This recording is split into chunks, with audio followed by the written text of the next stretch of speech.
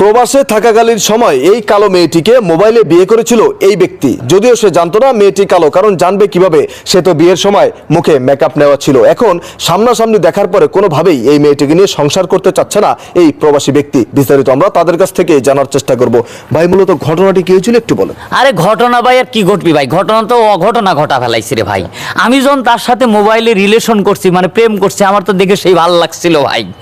মোবাইলের ভিডিও কলে যখন দেখতাম ভাই, হুরপরির মতো চোখ টোক টানা টানা, মনে করেন যে হরিণের মতো ভাই, চুলগুলি মনে করেন যে ভাই মেঘের মতো কালো, দেখে তো আমার সেই ভালো লাগছে যে ভাই আর বিদেশে থাকবো, এই মেয়েটাকে বিয়ে করব, বিয়ে করে বিদেশে নিয়ে আসবো। হ্যাঁ, কিন্তু বিদেশ থেকে আমি তাড়াহুড়া করে আইছি, মানে তাকে বিয়ে করছি ভিডিও কলে।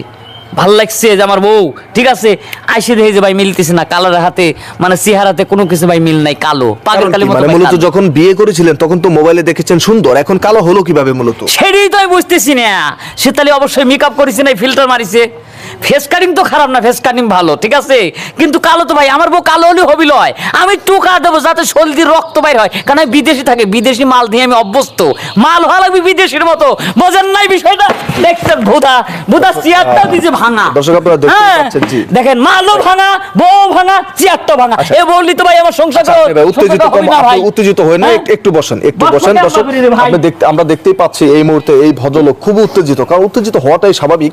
সে বিয়ে করেছিল হুরপরির মতো সুন্দর একটি তরুণীকে, কিন্তু সামনাসামনি দেখার পর দেখছে সে কালো এবং দেখতে অনেক কুৎসিত, তো সে উত্তেজিত হওয়াটাই স্বাভাবিক। এই বিষয়ে আমরা পরে কথা বলবো। তার আগে ভাই এটা চেয়ার রে ভাই, মানে এটাকে বসতে দে আমাকে, মানে আপনাকে ভাঙা চেয়ারে বসতে দিয়েছে, ভাঙা চেয়ারে বসতে দিয়েছে। এমনি তো মেয়ে দে বউ দিয়ে আমার মন টন খারাপ হয়ে গেছে, আবার তার সম্মান করাও বোঝে না। এই চেয়ার, আচ্ছা ভাই আপনি একটু বসেন প্লিজ, উত্তেজিত না হই। আসলে আপু, আমরা যতটুকু তথ্য নিলাম, উনি আপনাকে প্রবাস থেকে বিয়ে করেছিল মোবাইল ফোনে? জি। হ্যাঁ, কতদিন হয় বিয়ে করেছেন?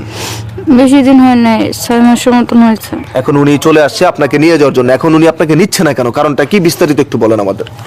কারণটা হচ্ছে যখন ওনার সাথে বিয়ে করছিলাম পার্লার থেকে সাইজে আসছিলাম, কালো ফেট ছিল না, এখন কালো দেখে উনি আমাকে নিবে না। কিন্তু ন্যাচারালি তো আপনি অনেক কালো।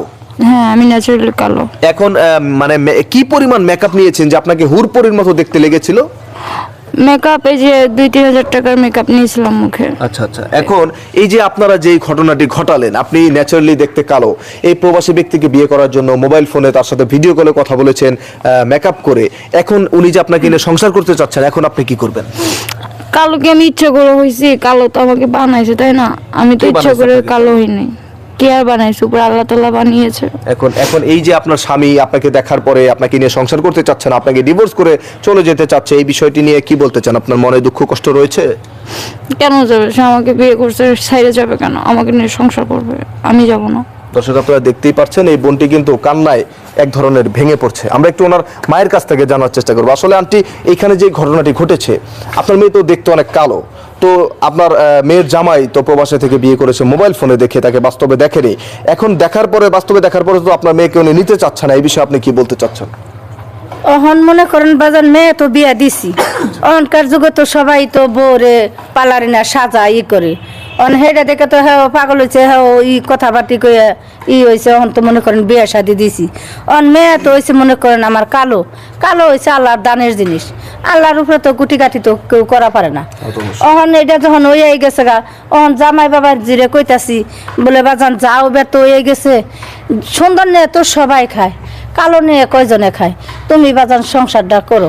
অন হ্যাঁ কইতাছে সংসারটা করবো না, তাহলে আমি হয়েছি অহন আল্লাহ দিলে আল্লাহ যেরকমই আছি, গরিব থাকি আর ধনী থাকি, অন তো হেরা মাইনে নিতেছে না, অন আমি কি করবো? কোন লজ্জার বিষয়ে আমি তো কিছু বলতে পারতেছি না।